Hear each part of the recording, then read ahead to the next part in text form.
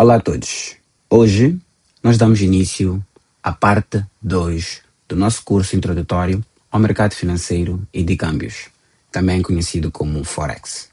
Esta é a aula 1 do módulo 1 da parte 2. Então, sintam-se todos muito bem-vindos e muito bem-vindas à jornada do Trader Consciente na Escola do Trader Consciente. Antes de eu avançar para partilhar convosco o conteúdo que esta aula tem a oferecer-vos, eu gostaria de fazer-vos um pedido. Reaja às perguntas que eu for a colocar ao longo da aula. Comente, deixe ficar dúvidas, se for o caso, e desta forma vamos interagir com mais frequência. E dúvidas que, se calhar, não são abordadas nesta aula, poderão ser respondidas, desde que, claro, tenham alguma relação com o conteúdo desta aula, para facilitar-vos a percepção. E para que também não percam os conteúdos adicionais que ainda estão por vir, eu quero pedir-te, inscreva-te no canal. Partilhe este vídeo com mais pessoas, para que mais pessoas tenham acesso a este conteúdo. E claro, não podia deixar de ser, coloca um like no conteúdo à medida que fores assistindo, se fores a perceber que o conteúdo realmente adiciona algum valor para ti. Por que eu te peço isso? Porque o nosso maior objetivo com este canal e com o conteúdo que produzimos é desmistificar o mercado financeiro e o mercado de Forex. E se realmente tu queres ter um conhecimento sólido sobre como este mercado funciona e, acima de tudo, lucrar com isso, eu te peço, não perca tempo. Inscreva-te no canal. E se quiseres mais, inscreva-te também pelo primeiro link na descrição deste vídeo para que possas fazer parte do canal do WhatsApp, onde diariamente nós interagimos e eu partilho lá informações muito mais específicas sobre vários temas associados ao mercado financeiro e de Forex. Dito isto, podemos ir agora à nossa aula. Nas aulas anteriores nós vimos uma certa quantidade de coisas. Dentre elas, estabelecemos o que é dinheiro e como ele evoluiu até aquilo que conhecemos hoje. Agora, vamos ver por onde é que ele se movimenta. Vamos conhecer o mecanismo de interação que guia todas as transações financeiras e depois disso, vamos desvendá-lo. Vamos, por meio de tudo que vamos abordar na aula de hoje, entender o conceito de mercado, que vai muito além de um lugar físico, que é onde muitas pessoas têm como limite, quando se trata da percepção sobre o que é um mercado. Mas, antes de, claro, eu avançar com os detalhes, é importante que alinhemos as nossas expectativas. Quais é que são os objetivos desta aula? O primeiro, definir mercado. E claro, não será possível definir de forma muito detalhada, mas, embora simples, será abrangente. Vamos entender a sua função como um mecanismo de descoberta de preços e também compreender a dinâmica de oferta e procura como um motor dos mercados. Certo? Então, vamos a isso. Este é aquele momento em que eu te faço uma pergunta e fico muito feliz quando vejo que alguns de vocês realmente interagem comigo por meio dos comentários e deixam ficar as vossas opiniões. Notem, o objetivo com isto não é julgar-vos e nem esperar que vocês tragam as respostas mais certas, mas é vos incentivar a usarem do vosso raciocínio, não é? A deixarem ficar as vossas opiniões, porque todas elas são válidas. E só quando sabemos o que não sabemos é que nós melhoramos, porque aprendemos e substituímos o que nós tínhamos na nossa mente, que até certo ponto pode não estar completo, não significa necessariamente que esteja errado, ok? Então, deixem ficar as vossas opiniões. Coloquem um pause agora no vídeo e escrevam o que vocês acreditam que um mercado seja, tá? E claro, depois vocês verão a resposta que eu irei partilhar e podem fazer comentários adicionais, tá? Coloca um pause agora, 2 segundinhos só. Pronto. Vamos então àquilo que é a resposta. Bem, ela, como eu disse no início desta aula, vai muito além do que é um lugar físico. A resposta para o que é mercado, neste caso. Mercado é um conceito. É um mecanismo de interação que guia todas as transações financeiras. Ele é o principal palco da economia. E compreender a lógica fundamental deste palco da economia é essencial para qualquer trader consciente. Então, indo para uma definição simplificada, mais abrangente, que no meu entender vai fazer perceber a essência do que seria um mercado, passo agora a apresentar.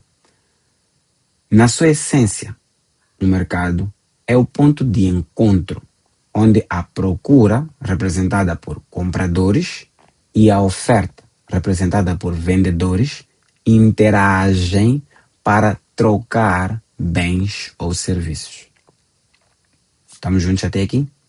Qualquer espaço físico, vamos nos limitar ao espaço físico, pelo menos por este momento. Qualquer espaço físico onde tenhamos compradores que estão à procura de algo e vendedores que estão a oferecer algo e têm como ponto de convergência uma interação para trocar bens ou serviços e satisfazer as suas necessidades individuais ou coletivas, que seja, estamos diante de um mercado. Ok? Vamos lá tentar explicar isso com um exemplo um pouco mais tangível. Quando tu vais ao mercado do peixe, ou à feira popular, ou qualquer outro ambiente físico que permita uma troca de produtos e serviços, ou bens e serviços, o que é que tu vês? Tu vês algumas pessoas a comprar e, em contrapartida, outras pessoas a vender, certo? Nesse contexto, nós estamos diante de um mercado. Agora, vamos lá transformar isto para um mercado digital ou virtual, ok? No mundo das finanças, o conceito continua sendo o mesmo. Mas a feira do peixe ou a feira popular, neste caso, passa a ser digital e não física. É um espaço onde produtos tornam-se ações, moedas e vários outros ativos. E os compradores, neste caso, que compram estes produtos, podem ser ações, moedas e entre outros, oferecidos pelas instituições capazes de o fazer e individuais também, acabam trocando estes serviços porque existem compradores, não é, interessados nesses mesmos serviços, nessas mesmas moedas, nessas mesmas ações, nessas mesmas obrigações. E este espaço, por não ser físico e ser um espaço virtual, não deixa de ser um mercado, simplesmente por não ser físico. Estamos juntos até aqui? Então, isto é o que conceitualiza um mercado. Um espaço onde pessoas, para não definir cada uma delas, pessoas trocam bens e serviços. Mas claramente que nós temos que entender que estas pessoas têm um papel. Dentre elas, hão de haver as pessoas que se enquadram no ponto dos vendedores e aquelas que se enquadram no ponto dos compradores, independentemente de ser um mercado físico ou um mercado virtual. Tá? E uma informação adicional muito importante, que é importante, passa a repetição, frisar aqui, é que o mercado descentralizado é o mercado ao qual eu me estou a referir. Porque existem sim mercados controlados, mas não é sobre isso que nós vamos falar aqui. Senão eu acabo complicando. É por isso que eu mencionei que eu traria uma definição mais simplificada, embora abrangente, suficiente para que se entenda aquilo que é a essência de um mercado. Tá? Então, falando especificamente do mercado financeiro, ele é largamente descentralizado. Ok? O Forex, por exemplo, não tem um local físico central. Ele opera através de uma rede global de computadores conectados a um sistema financeiro também global. Era importante frisar isso, tá? Mas ok, dito isto, os mais atentos, os mais curiosos já podem estar-se a fazer uma determinada pergunta, não é? Alinhada a esta resposta que eu dei para a pergunta que vocês têm aí na tela. Ok? Então, vamos lá ver que pergunta seria essa. Qual é que é o propósito do mercado? E não posso deixar de mencionar os mais entendedores também. Se há quem ainda está a fazer uma pergunta, há quem já tenha até uma resposta para esta pergunta. Então, vamos lá. Chutem aí nos comentários, por favor, e vamos interagir, tá? Vou dar-vos 2 segundos e eu passo a partilhar aquilo que foi o resultado da minha pesquisa para poder produzir esta breve, curta aula. Ok? Voltando. Qual é que é o propósito do mercado? Acreditando que vocês já responderam nos comentários, não é? O propósito do mercado, o propósito central do mercado é a descoberta de preços. Simples quanto isso. É permitir que os intervenientes, por meio das suas interações, possibilitem a descoberta de preços dos produtos e serviços. Complicou? Vou tentar voltar a repetir, se calhar de forma um bocadinho mais detalhada. O objetivo principal de um mercado que já definimos é permitir que, por meio da interação que as pessoas fazem neste mesmo mercado, seja ele físico ou virtual, possibilite a descoberta de preços dos produtos e serviços. Temos o fulano A, que é comprador, temos um fulano C, que é comprador, certo? E temos um fulano B, que é o vendedor. A partir do momento em que o fulano A compra do fulano B, o fulano C passa a conhecer o preço do produto que o fulano A comprou no fulano B. E por sua vez, se este não estiver satisfeito com a qualidade do produto, com o tipo de produto ou até com o preço, sabendo desta informação, pode se permitir procurar em outros mercados ou até no mesmo mercado, mas num outro vendedor, o mesmo produto. E por meio disso, se calhar negociar o preço ou tomar uma decisão que vá de encontro com aquilo que são os seus objetivos. O principal propósito do mercado é esse. Estamos juntos? E daqui pode vir uma segunda pergunta. Como é que o mercado permite essa descoberta? Eu devo um pequeno detalhe, né? E faz mais sentido num mercado físico, porque as pessoas estão lá fisicamente e podem ver os preços, podem apalpar os produtos, podem perceber a sua qualidade e associar ao preço e tomar uma decisão com base nisso. Mas podemos levar esta mesma lógica para o mercado virtual. Esta descoberta de preços ocorre através da interação contínua e imediata entre os compradores, porque no mercado virtual existem duas frases, dois conceitos, posso assim dizer, que vão permitir a diferenciação, não é? Temos o bid e temos o ask, especificamente falando do mercado forex. Os compradores que oferecem o preço de compra serão classificados assim como bids, ok? E os vendedores que oferecem o preço de venda serão definidos como ask, ok? Ou seja, quem estiver a querer comprar alguma moeda dentro de um par, claro, né? Porque quando tu compras uma moeda, tu tens que usar uma outra. E quando tu queres vender, tu tens que vender para comprar uma outra. Nem é para comprar, é em troca de uma outra, não é? Agora até pode ser um pouco confuso, pessoal, mas peço que vocês tenham um bocadinho de paciência. Quem já estiver a entender é muito perfeito. Mas quem não estiver, peço um bocadinho de paciência. E se calhar, expliquem o que não estão a entender nos comentários, que eu farei a questão de responder da forma mais simples que eu puder, não é? Mas ok, determinando o que cada um é e como é considerado, facilita-vos a perceber que os que querem comprar, que oferecem um preço, dizem, eu quero comprar isto a este preço. Então, a determinar isso, são chamados bid, ok? E os vendedores, aqueles que estão a dizer, eu quero vender o que eu tenho, mas o preço de venda para mim é X, são determinados ask. Assim sendo, o preço final de uma transação, neste contexto virtual, em que todo mundo tem o direito de colocar aquilo que é a sua opinião, né? Eu quero vender a este preço, eu quero comprar a este preço. Se não estiver a este preço, eu não compro. Se não estiver a aquele preço, não vendo, não é?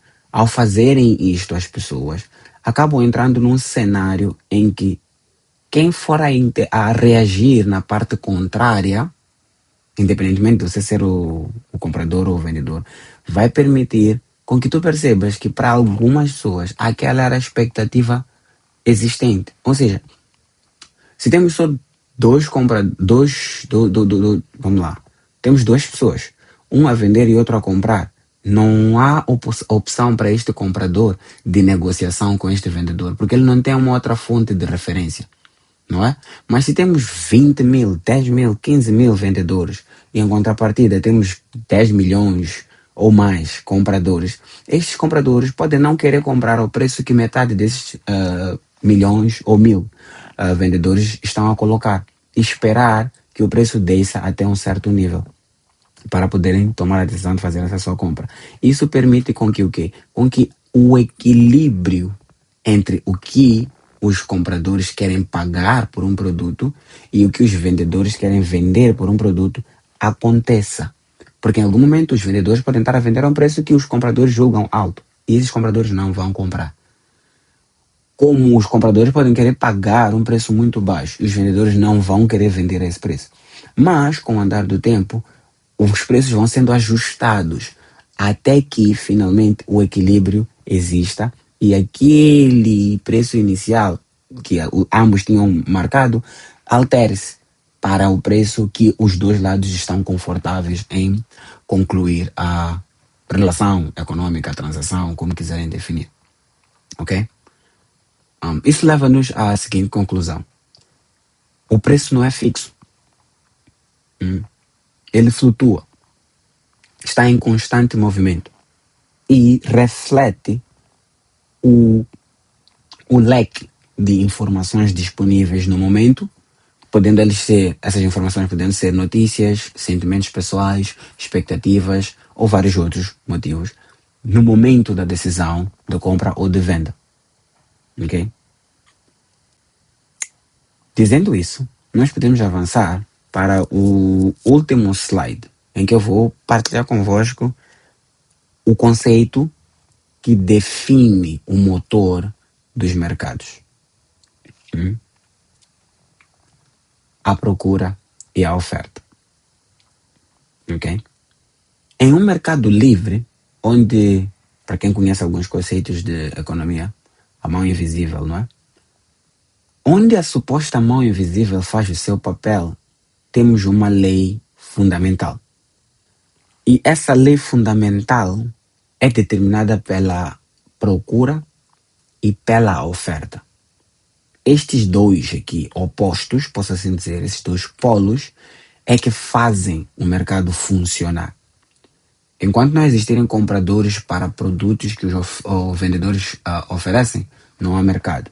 Enquanto existir uma procura por um produto inexistente, não há mercado. É importante que estes dois estejam realmente a agir no lado oposto da moeda para que encontrem um ponto de convergência. E quando este ponto de convergência é criado, nós temos mercado. Por isso é que estes dois, a procura e a oferta, tornam-se o motor dos mercados.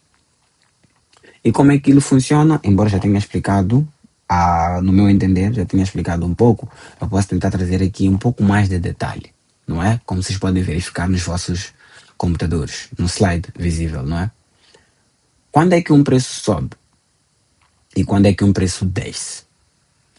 Quando a procura por um ativo é maior que a oferta existente, mais pessoas querem comprar do que vender, não é?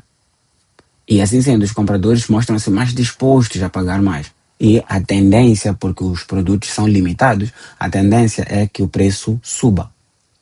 Ok?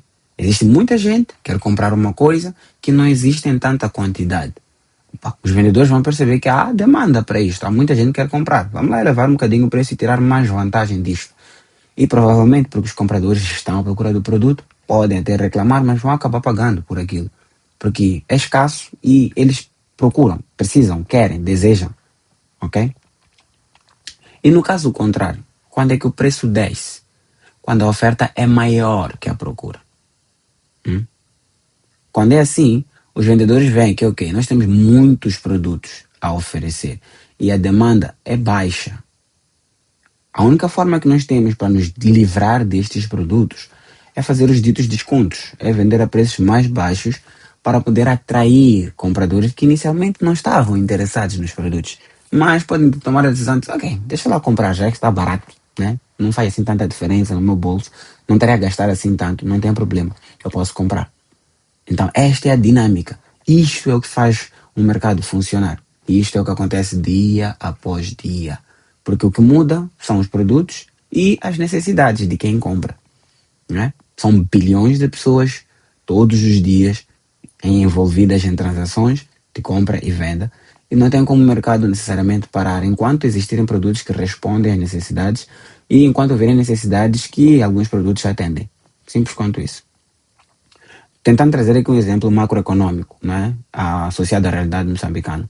Se o metical ofertado é abundante, né, existem grande quantidade no mercado financeiro moçambicano, mas a procura por dólares, por outro lado, né, já usei o termo procura para vocês entenderem onde é que se enquadra isto.